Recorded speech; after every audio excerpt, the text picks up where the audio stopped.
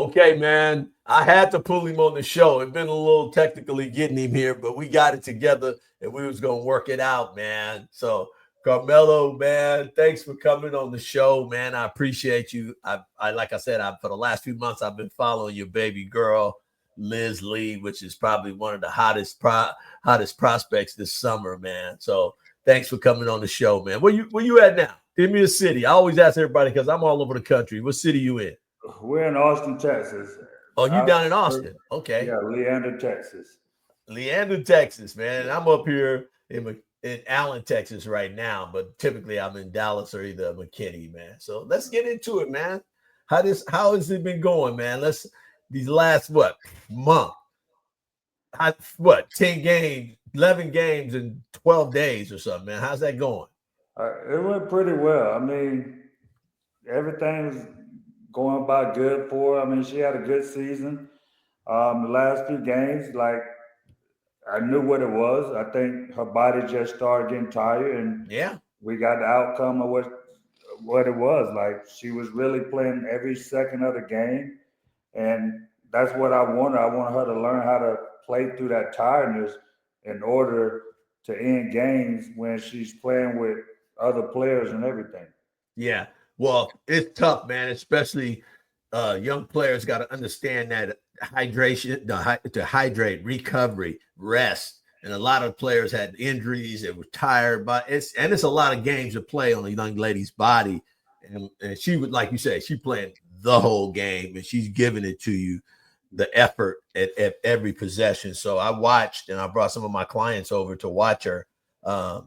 To watch her game, man. So I figured at the end that it would get, those legs would be feeling like rubber and just can't do what you need to do, man. But I think she represented herself well. She was on point at both spots. I watched in Vegas and then I was over in Chicago and I brought some clients over to check her out too. And everybody was quite impressed with her. So that's a good thing, man. But tell me, man, when did you realize she was that she has something, man? You an old hooper. You still here telling me you still hooping at 40. So when did you realize she was a baller? Man, Libby, I realized Libby was a baller probably when she came out the womb, really, to be honest with you. Would you say she was born to do When this? she was born, like when I took the job where I'm at now, I was training for 6 months and I was gone for 6 months. So when I was training kids here, she would go set up her own cones and drills and do what I'm teaching the other kids to do in practice and practice on her own. So that kind of showed me that she was going to be something special. Yeah.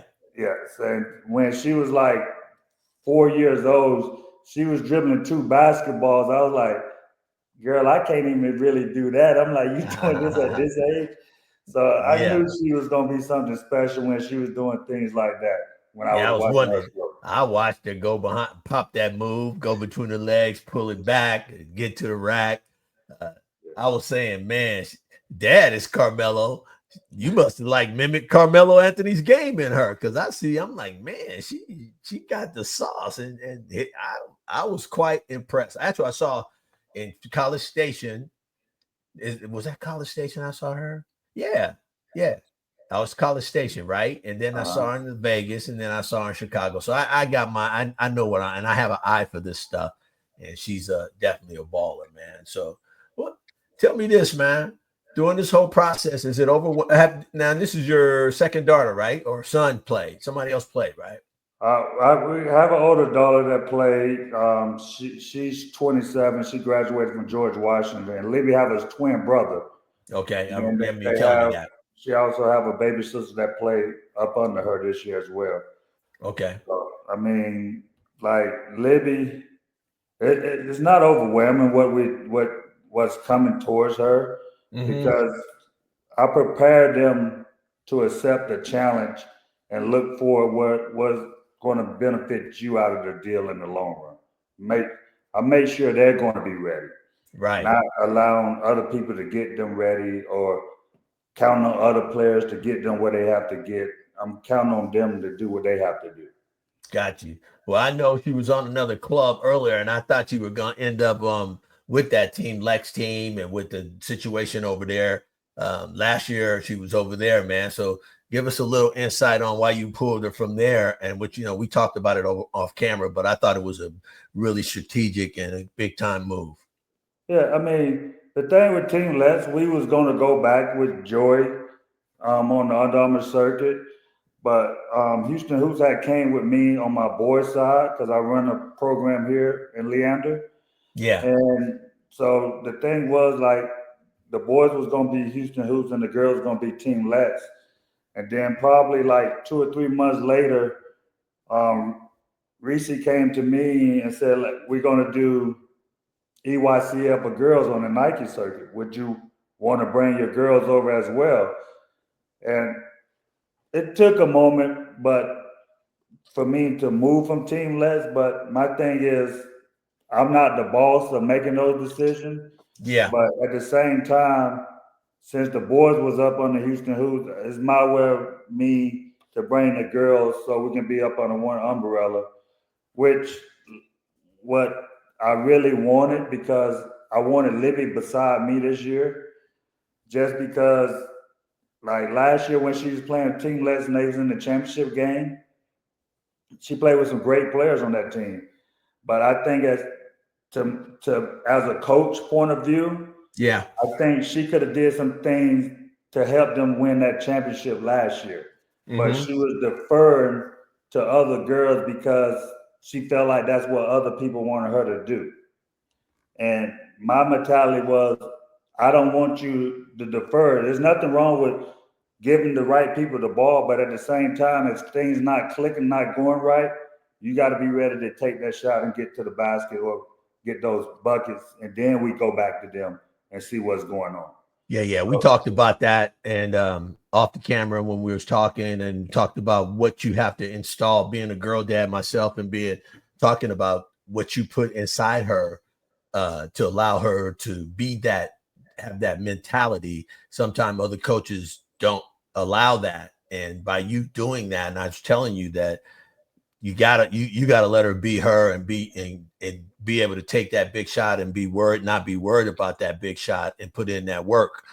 And like I said, we talked about it off camera and it was like, man, I love it. I love what you did. And I thought it paid big dividends. So what you think about letting her go up now, playing on that next EYBL circuit with the big, because I know she's ready. I already seen that. She's ready for that. And I know she's ready, and I think this season, this year, prepare her for like this is what I have to do when things are not going right, and I want her to play against the best. I mean, wherever it's at, like I want her to compete against the best players in her position, show them that she's ready. Like Yeah. you might be ranked higher than me, but I'm gonna show you that there's somebody else coming for your spot. Like I want her to be that dog, the mentality, like you're not better than me.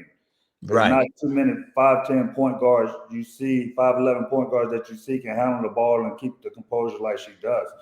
And like No I think doubt. she'll be ready for the next level. No, I think she's ready to play on the circuit on the top with the big girls next year. She'll be a 27, so she'll be six. She'll be on the she's ready for 17s. Yeah. She's ready for it, and there's no doubt about that. But what sacrifices has she made to chase her dream, man? I want to hear that because I know I went through my daughters and I know I had a lot of girl dads on there, and I like to hear that answer about the sacrifices that the daughter made to get there. If she's the type of kid who knocking on your dad, we got to go to the gym, or you the type of dad, girl, we got to go to the gym. Get up. What is that like? Like growing up, really with her, she never wanted me to tell her how to do it. And so like me and her training when she was younger, we always bump heads. Been there. So I felt like if you're not going to go hard in training, I can't work with you. Been there. But I think the once she realized that last year when she played with Team Let's, like the first 2 tournaments, 3 tournaments, she was like, looked like she didn't want to be there. Uh-huh.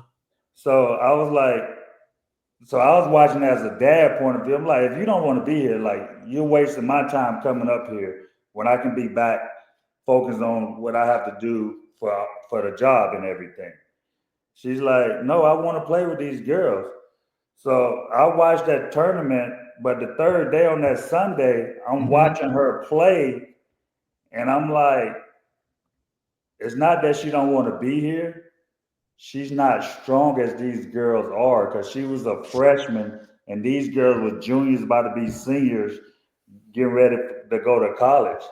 So I looked at it as a coach point of view, like she's very weak. So after that tournament, her mother went with her to the next tournament. She like, Libby's just not doing the things that Libby normally do. I like, nah, just pay attention to how those girls are. They're stronger than her, and it's disturbing her that she's getting frustrated. Right. So after that, she came back, and me and her had a talk, and I was like, what is it you want out of this? She's like, I want to play on this level. I want to be where they at. I said, so what you gonna do? Like, Libby wakes up, train, sleep, train, lift weights. She lifting weights 5 days a week, even during basketball season now. Because she said that's how strong she want to be. And this year shows because when she was playing against those girls, she never got tired during the game because her body was physically fit for it. So she sacrificed like after school stuff. I'm in the weight room. I'm going to shoot. I'm going to practice. That was everything she was thinking of. She take care of her body. I put the blueprint down for them what they need to do as athletes in order to make this work. I said, I'm not going to help you every day with it, but when you need my help, I'm here for you. But I'm gonna lay it out for you. This is how athletes train. This is how professional athletes take care of their bodies. Right. Like, this is what you want. This is what you have to do. And from that talk from last year when she was with Team Let's, when she started realizing that she needed to get stronger, I never ever had to tell her go lift weights, go shoot. The only thing it is, some days she like, can you come shoot with me? And I'll be like, oh baby, it's been a long day today. Dad's tired. I'm tired, baby girl. You got to Yeah, get but the at the ball same machine. time, I said that's what you have your brother for. Right. Y'all know what y'all need to do. Dude. So Put I up was some like, shots. I said you have to just get up shots. There's nothing fancy about this game. We just keep it simple. Right. Right. Is there something about her that you know that you think that in the future is going to come out even later? Because I've seen some stuff and I had some stuff on my mind. I was like, I see she's untapped in terms of her game. Like you said, she had that growth spurt where you got a 5'11" big guard playing the point, handling it. And I just think there's so much untapped stuff. So is there anything off the top of your head that you'd like her to add in that repertoire? I mean, to me, it's like she like to play the game safe. Like she knows she can get to the bucket and shoot over people. So starting next week, I told her what we're gonna do. We're just shooting coming off the pick and roll threes, transition threes, pull up mid range threes, pull up mid range jumpers and things like that. Because once you hit all that, they got to respect everything, and the game will just become more easy to you. It's slower. It's more slower, and like if you look at her, she'll take one or two threes a game, and she feel like, oh, I missed that. I can't afford to miss another shot, so I got to go get the for sure bucket. Right. And my thing is, there's nothing wrong with you shooting 5 threes. If you make 2 or 3, you're good. If you go over 5, it happens. Yeah. That's what I thought. And I talked to her in Vegas. I was like, baby girl, you had her off balance. You hit a move and you had her and you took a couple extra dribbles. You didn't even have to do that. She was off balance because she thought you were going to the rack, and then she whipped it behind her legs and did a couple more dribbles. And I was like, baby girl, all you have to do is stop right then and there and pull a Shea Gildress and pull that up. Yeah. And I think she'll get to that point. And a 3-ball. I thought once she gets the 3-ball and learn how to use that pick and roll and play, I think with a higher level of players, that her responsibility isn't so high. Oh man, it's gonna be fun. I can't wait to see her play next year. I can't wait to see her growth and see who you guys place with in terms of who she's playing with. I can't wait, man. I'm excited about that. Now you guys done for the season, I assume. Yeah, we're done. We finished in Chicago, gave her a week off. She was back in the gym this week, just shooting around, getting up shots, lifting weights. And then Okay. next week, me and her get back to it. Okay. Well, let's talk about this recruiting thing. Let's not get too deep into your business and give out details. But I've seen, like I said, I brought several of my clients over to watch her play, and I saw her list and recruiting. Is there a certain style that you like as a dad? Because you're like you said, I'm not going to tell her, but I'm going to put the parameters around this thing and make her understand, hey, this works best for you. So is there a type of style that you like in some of these colleges? Because a lot of parents don't look at that. But you a trainer, you a coach, you still trying to play at 40. So you know style. So is there a style that you could particularly looking for? My thing is just where they're gonna let her be her. Like, Uh-huh. don't try to change her to a small forward shooting guard when she can handle the ball full court. My thing is just let her be her, because to me, she controlled the pace of the game, so she can create her own style. Like, because when she was little and when I tried to coach her, I used to try to make her push the ball, but she would push it, but then she'll get that moment like, I'm gonna slow it down because I see something different than you, Dad. Yeah. So it's like more like she's in control of what the tempo she want to do. I know a lot of people say, "Oh, I want my kid to play up tempo." I want them to fit her caliber type of player, what she can be poised or she can push it when she want to push it, as long as she's controlling the game. Well, like I said, I watched a lot of time and being an ex-coach, ex-trainer, ex-baller. I'd love to see her in a positionless offense where wherever I am, I make the decision what I need to do. If I'm in this spot, I know what to do. If I have to play the small forward, I get a small forward, I'm a poster. I get a big on me, I'm going to take you out and shoot the 3. I give me a little guard on me, I'm going to bully you down and do what I do. So, and on the backdoor cuts and all moving without the ball. That was another area I didn't get a chance to see a lot of because she had the ball in her hand. But at the next level, playing without the ball is also a way to score, because a lot of people say, "Oh, they're a 3-level scorer." Nah, it's actually you can be a 5-level scorer. Yeah. You know, you can just not you don't just be a 3-level. You can be a 5-level scorer, and she's got the capability to be a 5-level scorer. So I enjoy watching, man, and you're doing a great job with her, and I love her temperament, her spirit. I love that about her, man, and I can't wait to get her on the microphone and do a little interview with her and check them interview skills out, see what she's talking about. So, but as a dad, man, let's talk about that too, man. As a dad, what have you learned? And you got 2 girls, you got them playing. So what have you learned as a dad, through her? And you're like, oh, this is what I've learned. I mean, to me, what I learned from her is that she's Libby is different from our oldest and the youngest. She's more humble, and I have to let her be her. And I can't get that rah rah like I do with the other kids, because she don't answer. She can answer to the rah rah, but not the rah rah coming from dad. She just want dad to tell her what she's doing wrong, and she'll tell dad to fix it, and she'll go fix it. She don't Okay. want dad down her ear screaming at her what to do. Like I can scream at my son or the oldest or the youngest ones, and they'll go out there and be like, boom, okay, he's mad. I got to go out here and ball. But her, she would just stay that mellow temper and be like, I just want you to point me of what I just did wrong so I can go correct it real quick.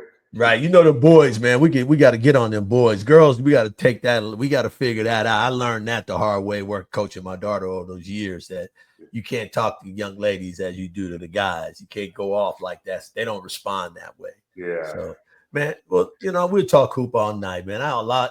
Being a girl dad, man, one thing, my signature question before I let you get on the plane and land this thing, if there's something that you can give to some other dads, man, out here, and I've got guys giving nuggets. What is it that you have that you can give them? Give them something good, Carmelo. Don't give them something good. I mean, to be honest with you, I mean, just give them the blueprint of how it's supposed to be done, and don't stress them with the rest of the stuff. Like, let them grow through it. Let them figure it out. Just be there to correct them, because, like I see most parents, most dads, they be like, "Nah, we gotta do this, we gotta do that." Like, if it's something that you gotta force them to do, they don't want it. I say that all the time, man. Yeah. I'm like, dude, if I gotta beg you to do it, you don't want it, you know. You don't want it like that. You don't want it. So I just tell them, like, when they want it, they gonna come to you. Yeah. So just be ready and be ready to give it to her. Like, because when she was in 7th grade, fifth grade, 6th grade, like, I tried to do so much, and then I just stopped. Backed off. When her 9th grade year, she came to me and she like, "Dad, I'm ready to work with you." And like, that just lit me up inside. Like, finally, you ready to work with me? We can do this. Let's get to work. You said it. Let's get to work. And I told you, it's nothing hard. It's all simple. Yeah, basketball is a simple game, man. A lot of people don't know. It's really simple. A lot of people make it harder than what it is. Yeah, but I want to thank you for coming on, man. And I know we're working it out, and I'm gonna get with you throughout her journey, because I'm gonna follow it from afar. But if you need me for anything, man, don't hesitate. I'm here for you with knowledge, anything about the college field and anything, man. Just hit me up, and we can go from there. But I also got to give my PSA shout to all the girl dads out there, man. Go get your PSA check.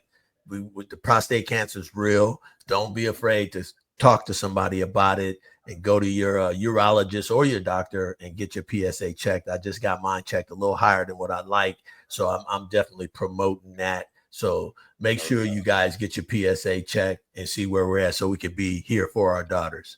Thanks a lot, man, for coming on, man. I appreciate you. All right, thanks for having me. No, it was me, man. That was good stuff.